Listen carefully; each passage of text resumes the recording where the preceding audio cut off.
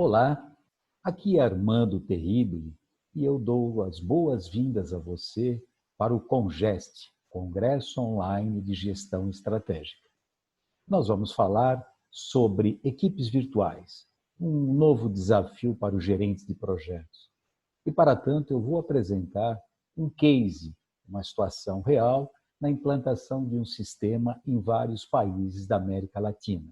Ou seja, além de equipes virtuais, nós temos também os aspectos multiculturais. Vamos lá?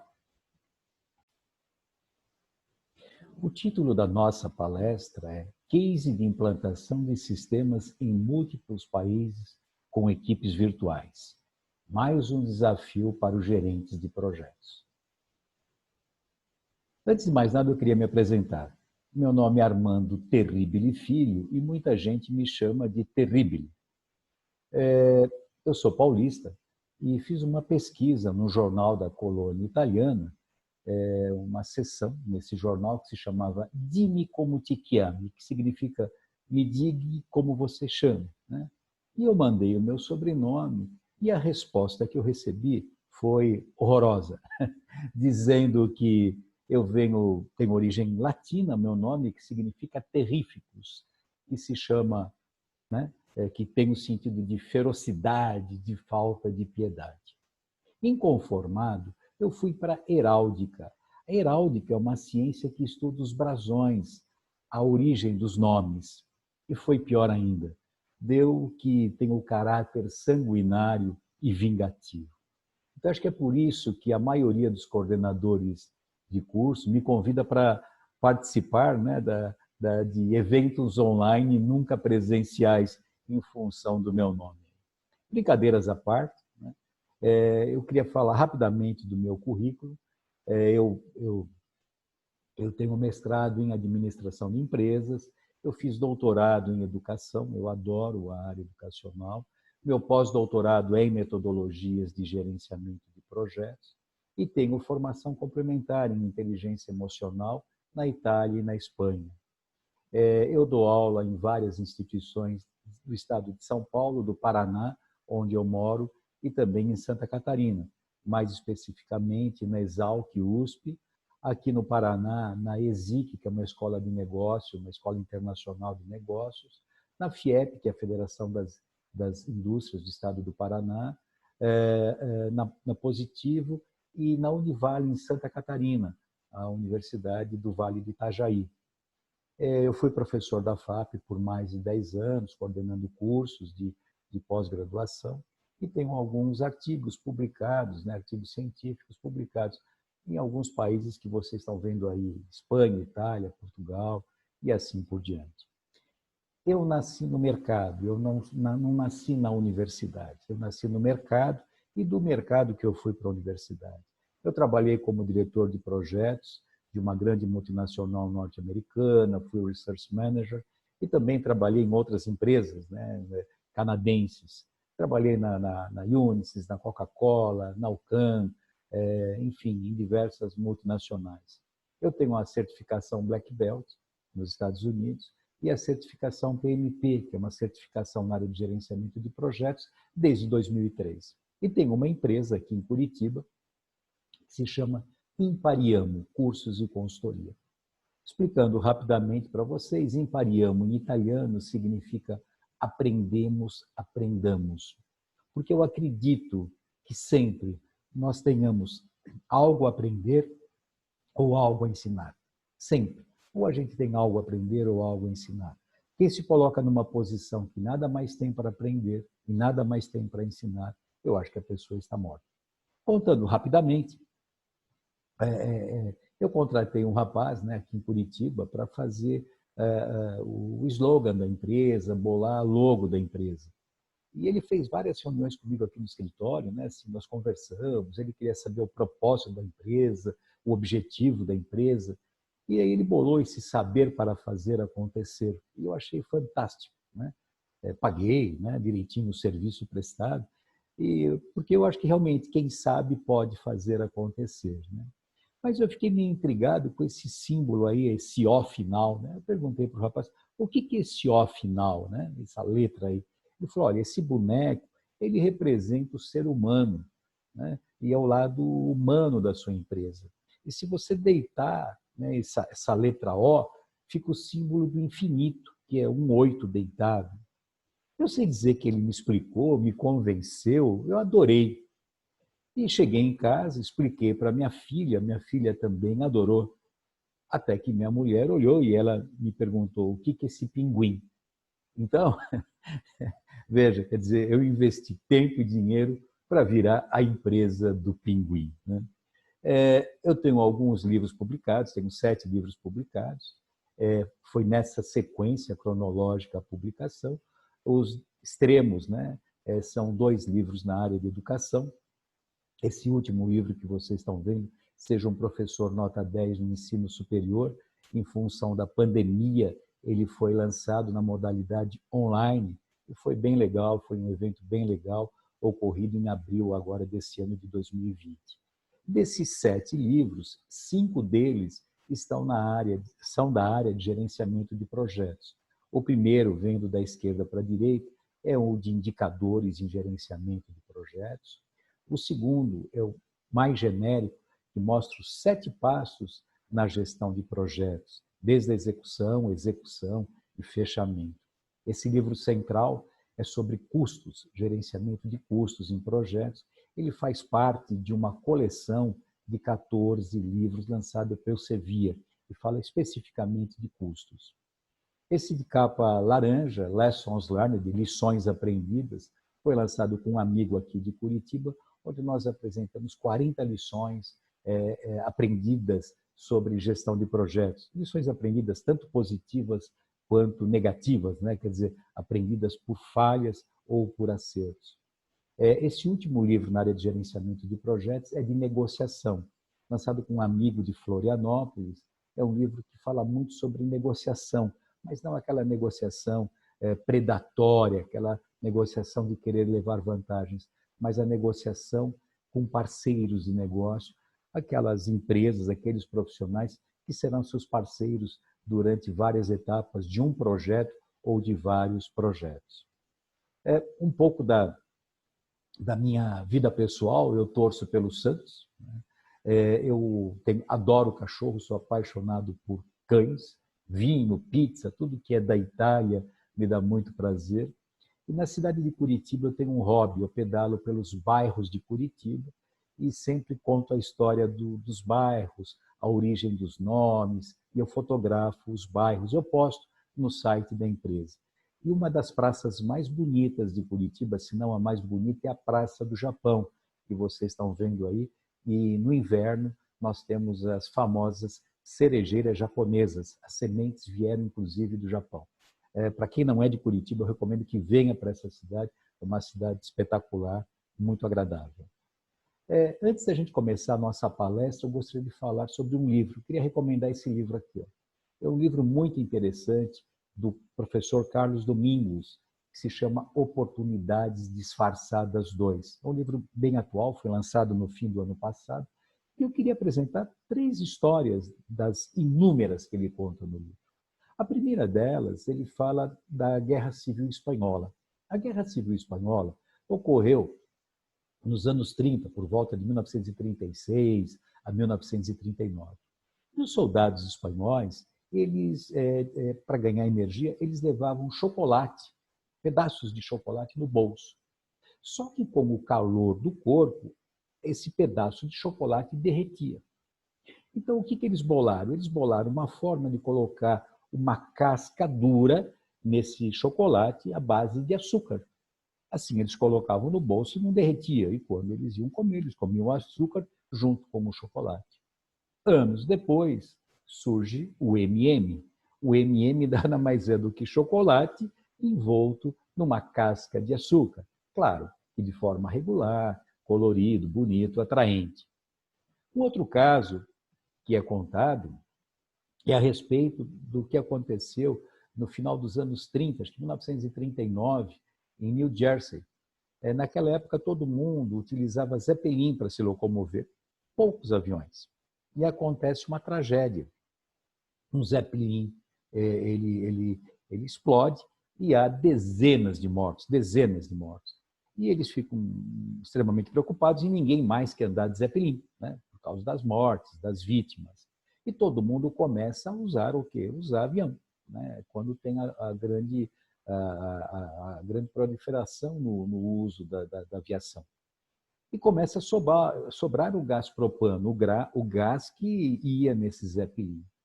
Aqui no Brasil, as cozinhas nesse período, no final dos anos 30, eram a base de querosene, de álcool e de carvão. E um brasileiro, com a sobra desse gás, resolve envasar esse gás e comercializar. E é aí que surge a Ultragás. Gente, eu estou falando aí dos anos 30, da Guerra Civil Espanhola, estou falando do acidente lá em New Jersey. Eu não sou dos anos 30, tá? Eu sou um pouco mais moderno. E o último caso que o professor Carlos Domingos nos conta aconteceu em Paris. Dois empresários americanos estavam numa noite fria e chuvosa e queriam pegar um táxi. Estavam sentados na calçada, desesperados, com frio, e um deles fala assim: eu adoraria pegar o meu celular, tocar na tela do celular e chegar a um táxi. 2 anos depois, eles lançam na cidade de São Francisco o Uber, que nada mais é do que eles queriam. Então, por que eu estou dizendo desse livro? É diante de dificuldades, né? Quer dizer assim, diante de guerra, de acidente, de situações de desconforto, que as oportunidades podem surgir. Né? Quer dizer assim, nós temos sempre que estar atentos a coisas que podem nos trazer algum tipo de benefício, de privilégio, de empreendedorismo, de criações, de inovações, né? Que podem fazer a diferença. Acho que está todo mundo acompanhando o que está acontecendo no mundo todo mundo foi afetado pela Covid, alguns de uma maneira mais grave, triste, outros, né, assim, mais na ansiedade no seu dia a dia. As relações mudaram, vocês sabem disso, as relações pessoais, as relações familiares, né, até as festas cessaram, né? A forma de trabalho, quanta gente hoje não está trabalhando em home office, a forma de estudo, as aulas se tornaram online, há muito pouca aula presencial. Eu sou professor e as minhas aulas são todas online, Santa Catarina, São Paulo e mesmo aqui no Paraná. Forma de fazer atividade física, muita gente faz academia, faz ginástica em casa, através de vídeos, né? E até encontros religiosos. Como eu disse a vocês, eu pedalo todo fim de semana. E aqui em Curitiba, acho que há umas 2 semanas atrás, eu pedalando, eu passei por uma igreja e eu vi o padre num caminhão, né? Assim, ele estava na carroceria de um caminhão, com um microfone, um alto-falante, e os fiéis no estacionamento da igreja, dentro de seus carros, ouvindo o sermão, né? Acompanhando a missa. Quer dizer, até os encontros religiosos mudaram em função da Covid. O que eu quero dizer para vocês é que nós tivemos que nos adaptar, né? Com um grau maior, com um grau menor de dificuldade, nós tivemos que nos adaptar à situação da Covid e mudar a nossa forma de nos relacionar, de trabalhar, de estudar e até de orar. Então, a adaptabilidade, ele é um fator importantíssimo na vida de todos nós. Tanto que, quando se fala em inteligência emocional, eu estava vendo um trabalho do Goleman. Goleman é o pai da inteligência emocional, autor daquele best-seller. Ele apresenta num trabalho que ele fez com Boyatz 4 domínios que vocês estão vendo aí da inteligência emocional, né? A autoconsciência, o autogerenciamento, a consciência social e a gestão de relacionamento. E veja que interessante, se vocês olharem o domínio 2, ele coloca adaptabilidade. Então, adaptabilidade é tudo, é importantíssimo a gente se adaptar às mais diversas, a diversas situações. Eu tenho um parente que toda vez que viaja, que fica em hotel, se o colchão da cama do hotel for colchão de molas, essa pessoa não dorme. Ele diz para mim assim: eu passei uma noite horrível, eu não dormi, o meu dia posterior foi péssimo. Então eu digo assim, veja, se você não se adapta, olha só o sofrimento que você tem. Se você se adapta, você dorme, mesmo que não seja o colchão assim da sua preferência, mas outro dia você acorda refeito, para trabalhar, para estudar ou mesmo para passear. Então, a adaptabilidade é tudo e nós temos que sempre nos forçar a buscar uma adaptação, né? Não adianta, muitas vezes, a gente ficar contestando aquilo que a gente não tem forças para contestar. Ninguém consegue mudar a Covid, a gente consegue prevenir e consegue se adaptar. Tem outras coisas interessantes nessas 12 competências, como, por exemplo, a perspectiva positiva, né? Nós temos que ser otimistas. Ser otimista, né, é ser inteligente emocionalmente. Pessoas pessimistas, né, sofrem.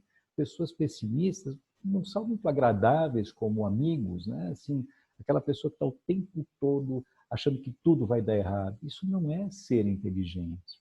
No domínio 3, aí rapidamente, nem ao foco da nossa palestra, mas acho que é importante trazer isso para vocês, a questão da empatia. A empatia ela é fundamental, a gente conseguir assim entender o que o outro está sentindo, né? Tem um livro de comunicação não verbal, bem famoso, que fala que empatia é eu entender respeitosamente o que o outro sente, né? É perceber o que o outro está sentindo. E no domínio 4, aí vocês devem ver coisas interessantíssimas. Trabalho em equipe. Olha só, gente. Saber trabalhar em equipe é ser inteligente emocionalmente. Nós sabemos que tem pessoas extremamente competentes que têm dificuldade, não conseguem. Não conseguem ouvir o outro, não conseguem argumentar, não conseguem negociar, né? Dificuldades para trabalhar em equipe. Uma outra coisa interessante, gestão de conflitos. Você conseguir gerenciar conflitos é inteligência emocional. Então, assim, hoje em dia não se fala mais em solução de conflitos, porque nem todo conflito tem solução. O que se fala muito é em gestão de conflitos. E o conflito, gente, no mundo empresarial, ele não necessariamente é negativo. O conflito traz crescimento, o conflito traz soluções novas, inovadoras. Então, é um mito que todo conflito é ruim. Ele pode, sim, ser positivo, desde que bem gerenciado. Um outro livro que eu queria comentar com vocês é um livro de um americano, que chama Tim Hurson. Esse livro se chama Pense Melhor. É um livro bem legal e eu queria comentar com vocês uma história aí sobre o pensamento reprodutivo. E para isso ele cita as lagartas processionárias. Não sei se vocês já ouviram falar em lagartas processionárias. Lagartas são taturanas, né? Então, essa taturana, ela rasteja no chão, né, e ela solta um visgo. A lagarta que vem atrás, vai atrás daquele visgo e solta um visgo. A que vem atrás, solta um visgo e segue aquele visgo. Ou seja, chama-se lagarta processionária porque elas formam uma procissão. Por isso que se chama lagarta processionária. Os cientistas ficaram impressionados, falaram, puxa, que coisa interessante, deve ter a lagarta líber. Então, eles tiraram as da frente para ver o que aconteceria com as demais. O que aconteceu com as demais? Continuaram e elas continuaram seguindo, ou seja, não há liderança nenhuma, elas simplesmente seguem o visgo que existe e que está ali. Eles ficaram tão impressionados que eles montaram, vocês estão vendo aqui, essa circunferência vermelha. Eles induziram essas lagartas a ficarem nessa circunferência e colocar o alimento no meio dessa circunferência. Vocês não vão acreditar, mas elas rastejaram por 6 dias, o que equivale a 145 quilômetros se fosse um ser humano. E morreram de inanição, morreram de fome. Ou seja, o rastro brilhante ele é seguro, ele funciona bem em várias situações. Mas se a gente para pensar na nossa vida, né, a gente sabe que é muito mais fácil a gente fazer o que todo mundo faz. É muito mais fácil seguir o rastro brilhante. Mas nem sempre é bom. Vejo que no caso das lagartas ali, elas morreram de fome, porque elas não conseguiam sair daquela circunferência. Então, o que eu quero dizer para vocês assim, siga os outros, sim, mas pense por você. Tenha teu sentido crítico, contributivo, colaborativo. Na sua empresa, se você vê alguma coisa que não está legal, fale que não está legal, apresente soluções, dê sugestões, né? Saia do pensamento reprodutivo. Alguns casos que eu queria trazer sobre pensamento reprodutivo, né? Ou saindo do pensamento reprodutivo. uma empresa no Colorado, nos Estados Unidos, ela bolou uma pizzaria diferente. Olha só que interessante. A pizzaria deles é como você tem dentro da van o forno. Então, essa pizzaria prepara a pizza na loja, né? E a pizza é assada, né? No trajeto. Claro que eles têm aplicativo de percurso para cálculo de tempo. Então, você recebe a sua pizza em casa super quente. Né? Olha só, quando alguém ia pensar de assar a pizza no percurso, você recebe a pizza em casa quentinha, como se você estivesse no restaurante. É claro que eles tiveram que ter autorização da vigilância sanitária, né? Porque você tem um forno dentro de um veículo. Um outro caso muito interessante é uma empresa também norte-americana que se chama Lube on Location. Lube on Location, ele diz assim, é troca de óleos e filtros aonde você estiver. Então, por exemplo, você vai no cabeleireiro, enquanto você está no cabeleireiro, você liga para essa empresa e você diz onde seu carro está estacionado, diz o ano, a marca, o modelo do seu carro, e ele troca os filtros e óleos do seu carro enquanto você está no cabeleireiro, ou enquanto você está no shopping, ou quando você está visitando alguém. Né? É um trabalho bem interessante, porque você não perde tempo. Vocês vão dizer, mas isso é legal? Os grandes usuários são transportadoras. Muitas transportadoras, enquanto estão fazendo a descarga de uma mercadoria ou de parte de uma mercadoria, ela chama essa empresa que faz a manutenção, né, a lubrificação do veículo. E quando termina a entrega e termina a lubrificação, vai embora. Então veja que a empresa fica produtiva, ela não para, né, de produzir enquanto faz a troca de filtros e óleos. Um outro caso interessante de São Paulo, né, são jovens que montaram um pet shop móvel. Ou seja, o pet shop não tem um local físico.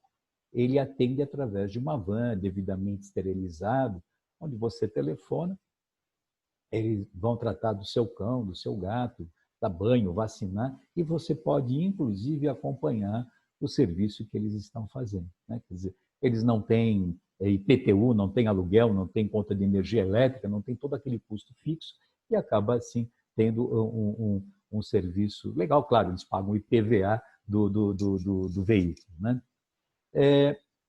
Antes da gente começar a palestra, eu gostaria de fazer um teste com vocês aí, tá? Sobre padrões culturais, que vai ser o tema aí da nossa palestra. Né? Imagine que você esteja trabalhando no Japão por alguns dias e você recebeu um convite para jantar na casa de um diretor da empresa. Ele falou para você, poxa, você está aqui, você é do Brasil, sozinho aqui, tem um jantar na empresa. E a fim de retribuir a gentileza, você vai levar um presente para esse diretor. Tá? Então, o que você escolhe? Você levaria 2 garrafas de cachaça, você levaria 4 CDs de música brasileira ou 3 latas de feijoada? Responda. Eu estou esperando. Respondeu? Bom, vamos lá. Existem 2 respostas certas e uma errada. As 2 certas, ou as 2 garrafas ou as 3 latas. A resposta errada, os 4 CDs. Não pelo CD, o CD não tem nada de errado você levar CD de música. É o número 4. O número 4 no Japão está associado à morte.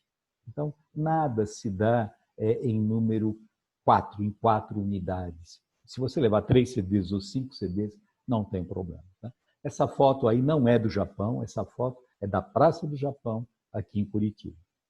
Um outro teste.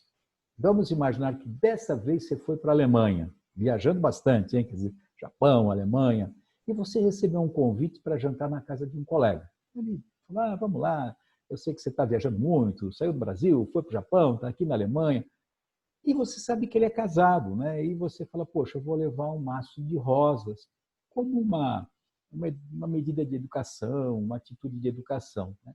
Que cor que você escolhe para levar as rosas para a esposa dele? Cor-de-rosa, amarela ou vermelha? Vamos lá, estou esperando você responder. Você vai ter que levar as rosas. Você vai comprar cor-de-rosa, amarela ou vermelha? Vejam, a única resposta errada é vermelha. Rosas vermelhas na Alemanha têm um sentido de romance, de amor, de paixão, de sensualidade. E acredito que até aqui no Brasil também tenha um pouco disso, né?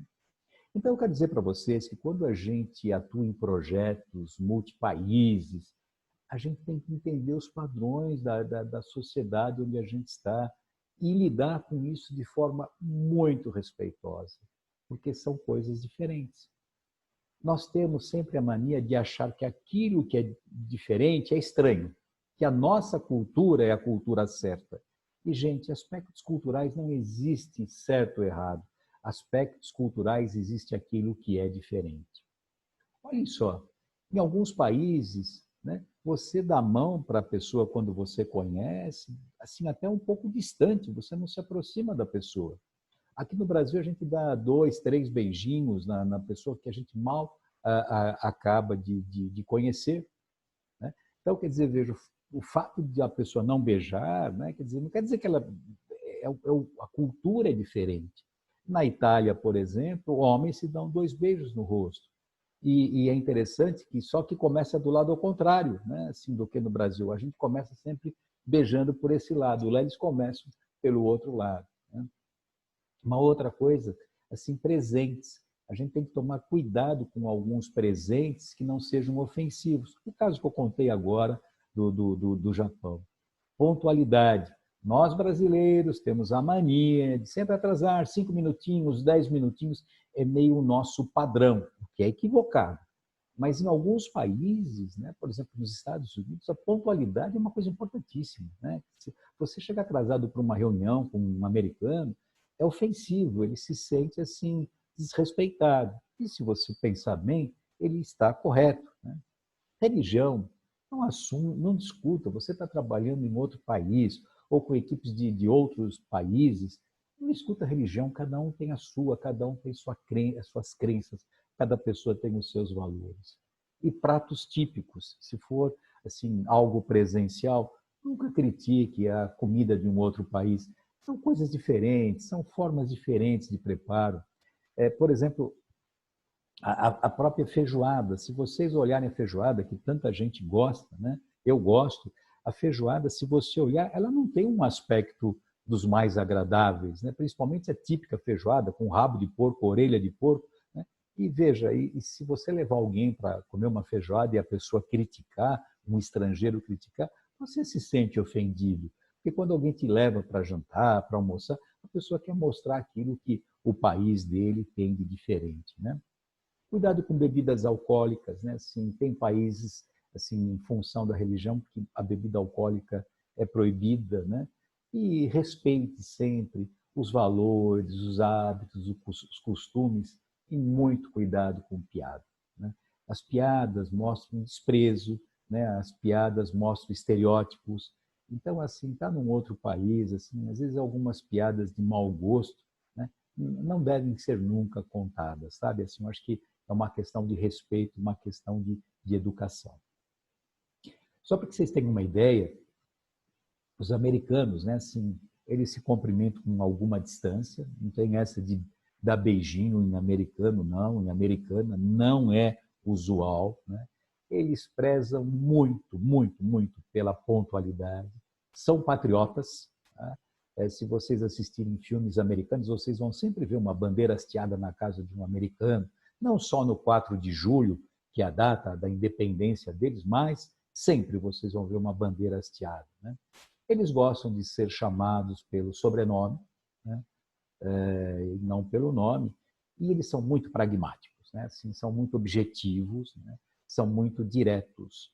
E há casos incríveis aí sobre situações vivenciadas, e muitos de vocês devem conhecer. Eu lembro uma vez que eu estava nos Estados Unidos e um amigo ofereceu um churrasco, um amigo americano, e ele perguntou, né, quantos hambúrgueres, quantas salsichas eu queria. A gente está acostumado, o que a gente vai comendo.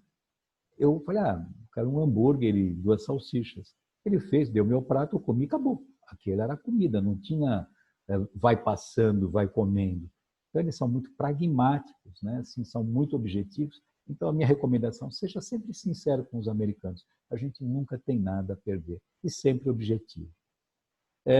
Os argentinos valorizam muito as questões familiares e, veja, numa discussão, numa reunião de projetos, as interrupções são muito normais. Então, assim, não tem aquela coisa, posso terminar de falar? O argentino não vai deixar você terminar de falar, ele vai falar porque isso é hábito, isso é cultura deles. Então, discuta também, fale junto, e ele vai se sentir à vontade e vai fazer com que você também se sinta à vontade.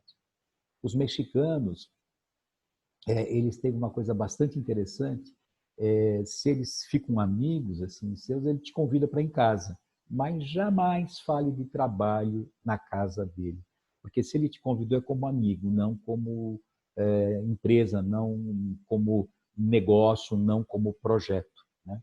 Nós brasileiros temos um pouco disso, né? Assim, a gente sai para jantar ou a gente convida alguém para ir em casa, aí no fim do jantar, e aí, aquela proposta foi aprovada?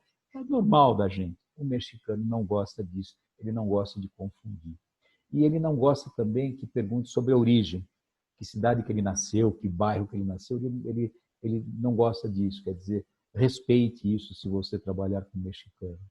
Os franceses são extremamente educados, corteses, mas nunca pergunte nada pessoal para um francês. Se você trabalhar com um francês, evite perguntas do tipo, você é casado, você é casada, tem filhos, jamais, jamais perguntar qualquer coisa de ordem pessoal para um francês.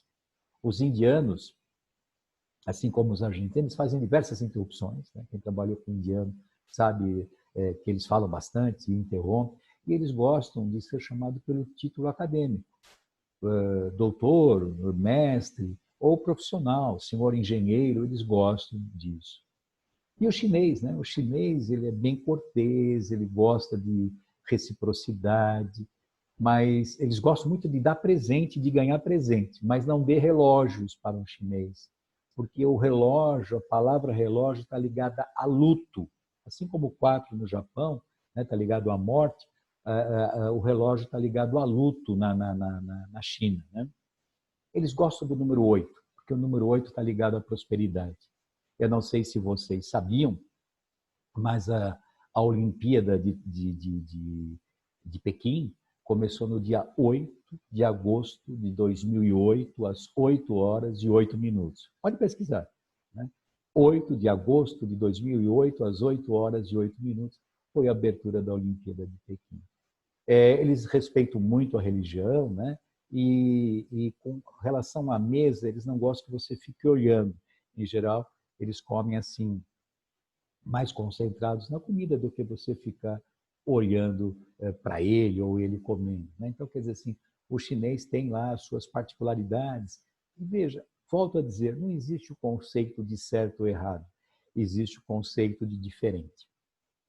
Então, se você está trabalhando na China, ou se você tem um chinês na sua equipe aqui, procure entender, procure assim respeitar e tudo vai fluir muito bem, tá?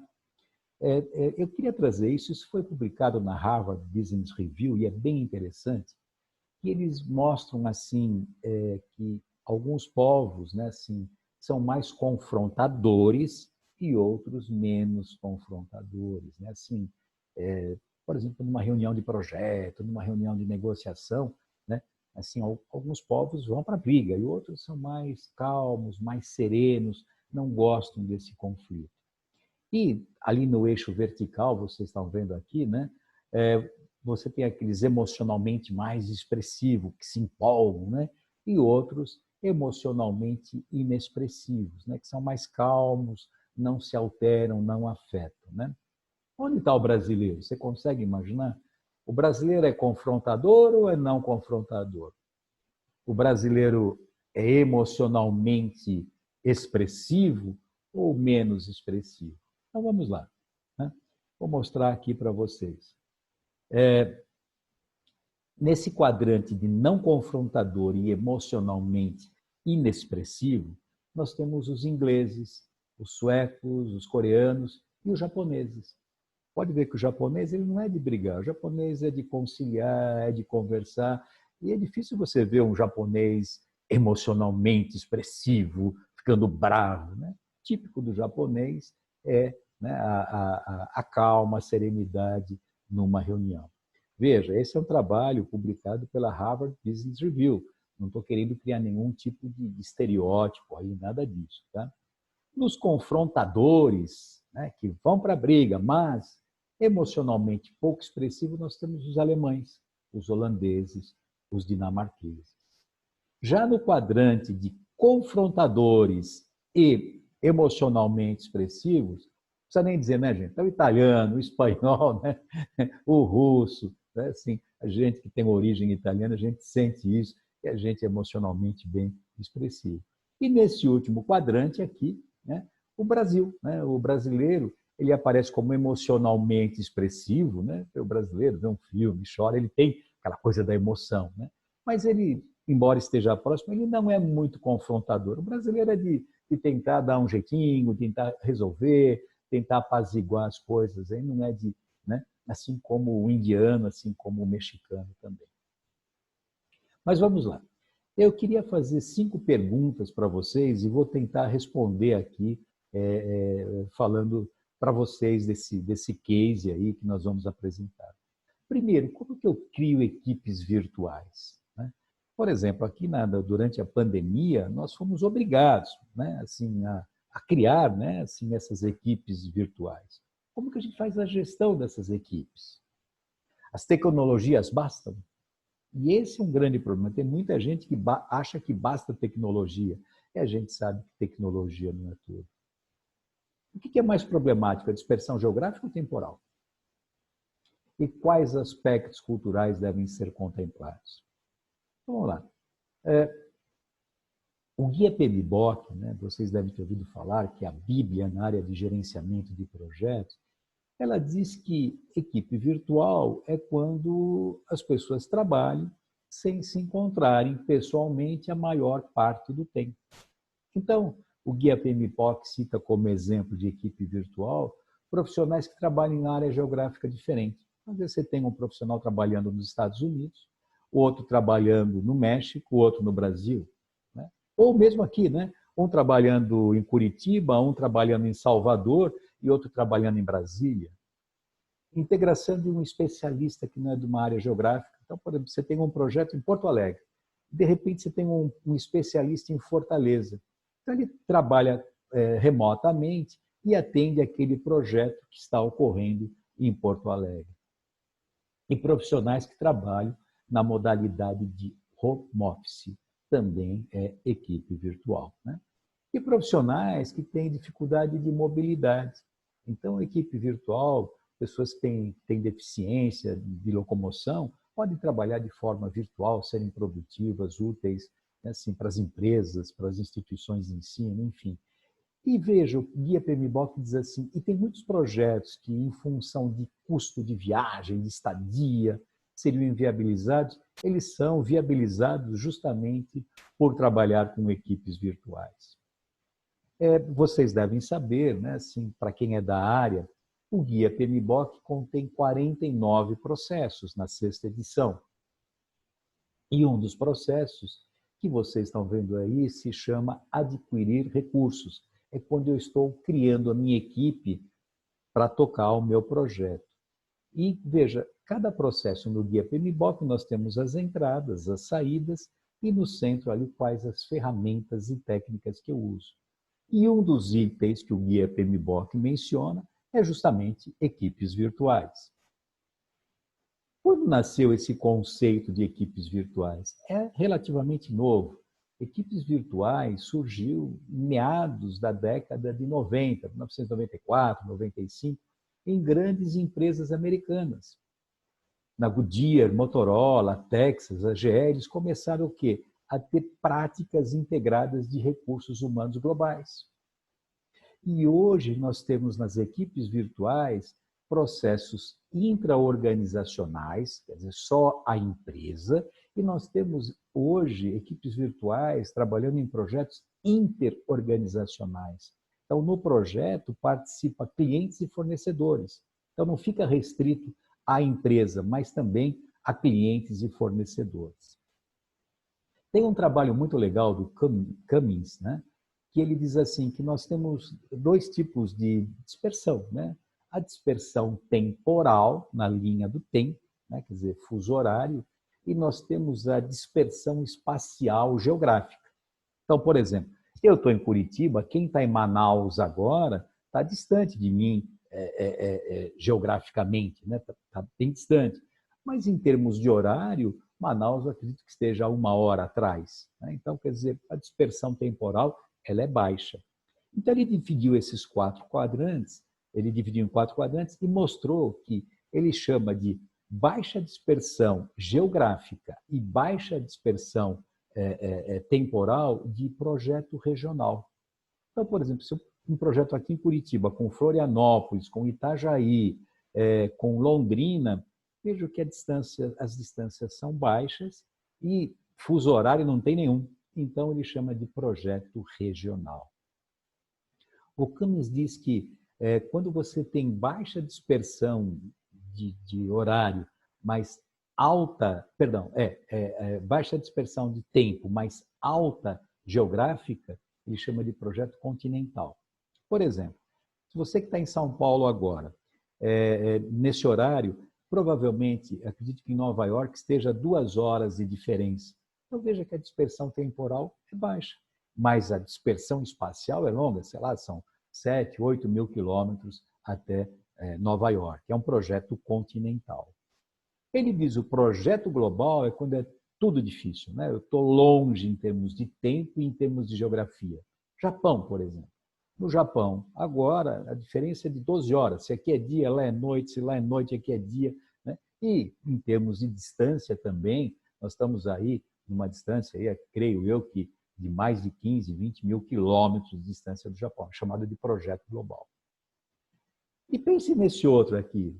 O que seria esse, onde eu tenho baixa dispersão geográfica, está perto, mas alta dispersão temporal? O que seria isso? E aí ele chama que são os turnos de trabalho. Então, o turno de trabalho está tão perto fisicamente, mas tão distante em termos de tempo, né? Porque tem o turno, por exemplo, das 8 às 16, das 16 às 24, das 0 hora às 8. Eles estão tão próximos e tão distantes em termos de tempo. E ele diz que um dos grandes problemas de comunicação é justamente em turnos de trabalho, né? Assim, nos projetos que envolvem turnos de trabalho. Mas vamos lá, quando a gente começa a falar em projeto, hoje nós temos um arsenal, né, de ferramentas aí, para você trabalhar com equipes virtuais. Você tem chat, você tem e-learning, internet, intranet, SMS, Facebook, Instagram, né, WhatsApp, você tem uma infinidade de ferramentas para te apoiar, para te ajudar. Eu queria agora apresentar para vocês esse caso que fala sobre equipes virtuais. Esse caso, né, foi um projeto internacional com característica intra-organizacional. Era só dentro da organização. Não tinha clientes, não tinha fornecedores. Um projeto com 4 meses de duração e nós íamos implantar novos processos. Nós íamos mudar os processos e nós íamos implantar, né, novos sistemas. Era uma implantação simultânea. Brasil, Argentina, Colômbia e México. E nós tínhamos 12 profissionais envolvidos e nós tínhamos um líder por país, né? Brasil, Argentina, Colômbia e México. Então, geograficamente, a sede do projeto era em São Paulo, na Argentina, Buenos Aires, na Colômbia, Bogotá e no México, a cidade do México, conforme vocês estão vendo no mapa aí. Segundo Cummings, né? O nosso projeto, vocês estão vendo aqui do lado direito, é um projeto continental, né? Porque embora, né, assim, a distância geográfica fosse elevada, a distância máxima de Buenos Aires à cidade do México é de 7.400 quilômetros, nós tínhamos no máximo, né, 2 horas de fuso e quando fosse verão, a gente teria um máximo de 4 horas de diferença. Então, até 4 horas de diferença a gente consegue gerenciar bem, porque você marca uma reunião, por exemplo, aqui no Brasil, em Buenos Aires, por exemplo, 10 da manhã, você pega lá, 10 da manhã no México, você pega aqui no Brasil 14 horas, né? Quer dizer assim, então o México fica sempre um horário atrás, de 2, no máximo 4 horas. Então, era um projeto continental e que a gente conseguia conviver bem com o fuso horário, né? A criação da equipe foi interessantíssima como a gente fez. A gente pediu uma indicação para o presidente da subsidiária do país. E quando a gente foi conversar com a pessoa, a gente falou, olha, você foi indicado pelo presidente. E isso trouxe compromisso, né? Quer dizer, a pessoa falou, poxa, eu fui indicado pelo presidente aqui da empresa, então, né? E a forma como nós divulgamos de forma, assim, para toda a empresa, quais as pessoas tinham sido escolhidas para serem os representantes dos seus países, valorizando esses profissionais. E todo mundo gosta de ser valorizado, de ser reconhecido. O idioma, né? Assim, muita gente, e aí, vamos pegar o inglês? A empresa é uma empresa americana. Mas para que inglês, né? Se a gente está dentro do Brasil, dentro de Argentina, Colômbia, México. E aí nós falamos por português ou espanhol, e nós optamos por espanhol. Eu fiz uma reunião com a equipe do Brasil e disse assim, olha, pessoal, a gente está mais acostumado a ouvir espanhol do que eles ouvirem português, né? Quer dizer, assim, a gente desde criança tem acesso a filmes espanhóis, filmes sul-americanos, música sul-americana, e eu falei, a gente entende, né? E eles toparam. Então, nós adotamos o espanhol e os mexicanos, os colombianos, os argentinos ficaram muito gratos conosco com essa nossa decisão. A gente até brincou, falou, olha, de vez em quando a gente vai errar algumas coisas, né? E vocês nos perdoem, né? E uma dessas brincadeiras, né, foi quando um dia um colega disse assim, me sento com la faca en las cuestas, né? Faca en las cuestas, né? Faca en las cuestas em espanhol não tem o menor sentido, né? Quer dizer, faca é coltillo, né? E costas é espalda. E então, quer dizer, o que eu acho que eles entenderam é que era uma foca na região litorânea, na praia, né? Com la faca e las cuestas, né? Foi uma piada, espero que vocês tenham rido aí. E veja, e a questão da tecnologia. O que nós fizemos? Nós tivemos que definir qual tecnologia nós íamos utilizar e disponibilizar. Então, todos os países tinham que usar a mesma plataforma tecnológica, né? E com uma boa performance. Fizemos uma reunião de kickoff, uma reunião de início. Marcamos dia e horário de acordo com a conveniência de todos. Distribuímos previamente os materiais, falamos do objetivo do projeto, cronograma, o organograma, as responsabilidades, as entregas previstas e planejamos as reuniões. Então, todo mundo sabia a periodicidade, o dia e o horário das reuniões. E a gente conseguiu o compromisso de todos, através de um planejamento criterioso, né? A quinta coisa foi que a gente começou a fazer reuniões quinzenais com os líderes dos países. Então, quer dizer, todo mundo sabia que a cada 2 semanas nós fazíamos uma reunião. Era uma reunião rápida, objetiva, mas extremamente assim, criteriosa e focada nos interesses do projeto. Uma coisa que deu muito certo, nós pedimos um apoio para a área de marketing, para fazer o plano de comunicação do projeto.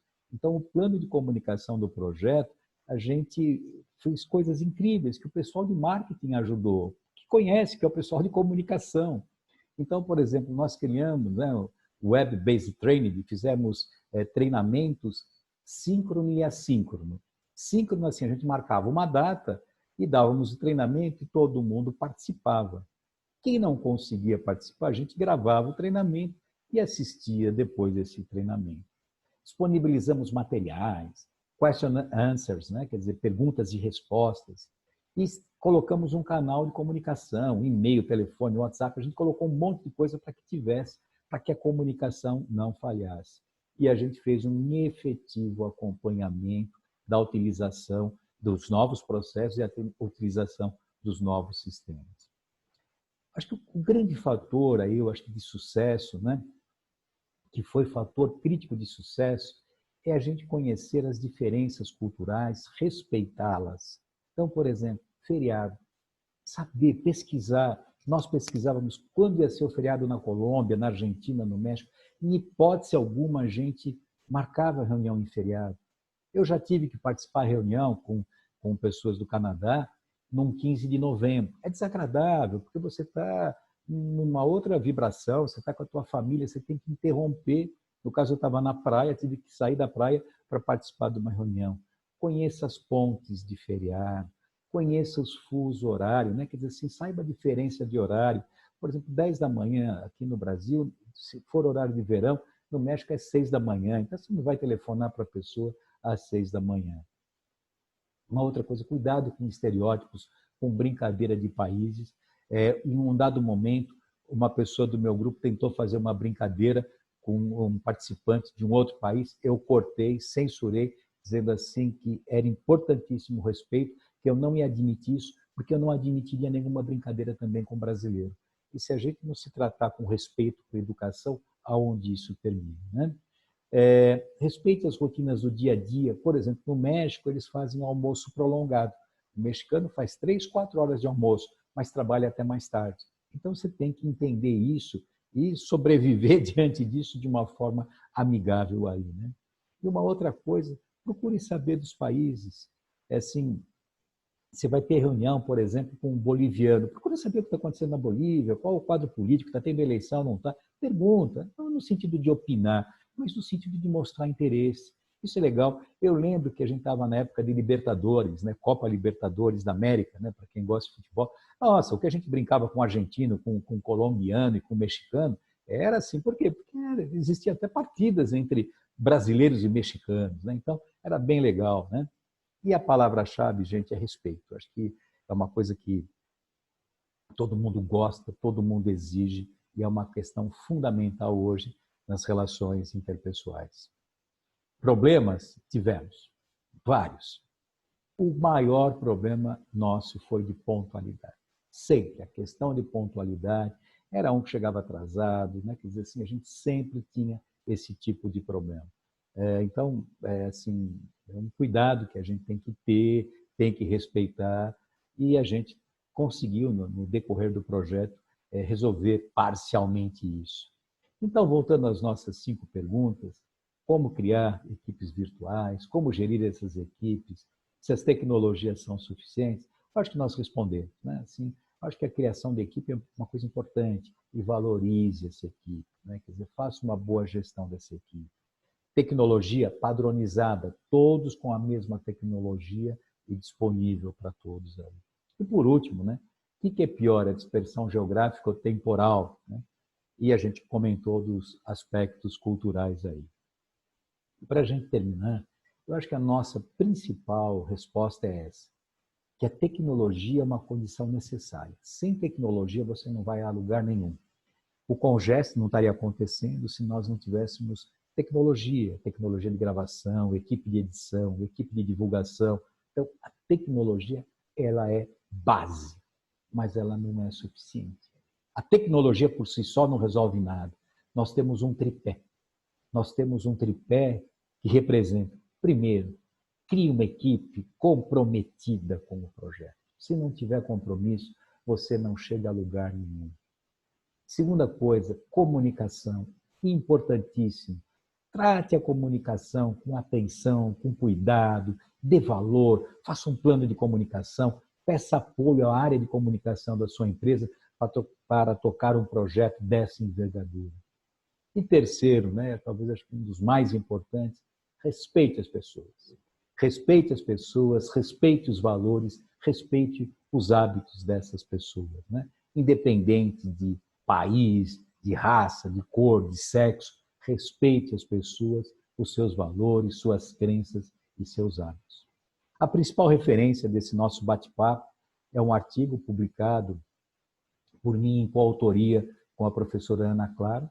Ele foi publicado na Argentina, na revista Ibero-American Journal of Project Management, tá? E vocês têm aí o QR Code para fazer a leitura, e caso queiram o acesso ao artigo. Tá? Vocês têm meus contatos, né? A minha empresa é Impariamo Cursos e Consultoria, www.impariamo.com.br. No site da empresa tem mais de 100 artigos disponíveis sobre gerenciamento de projetos, gestão de pessoas, gestão de processos, né? Tem mais de 50 vídeos, vídeos curtos, vídeos objetivos, falando da soft skills, de habilidades comportamentais, de PMO, escritório de projetos, que é uma das nossas especialidades, é a criação de escritório de projetos. Vocês têm meu e-mail, vocês têm meus 2 telefones aí, fiquem à vontade. Eu desejo boa sorte para vocês, muito sucesso e continue participando do Congênesis. Acho que é uma oportunidade ímpar de a gente passar alguma coisa, da gente receber alguma coisa também. Sucesso para vocês.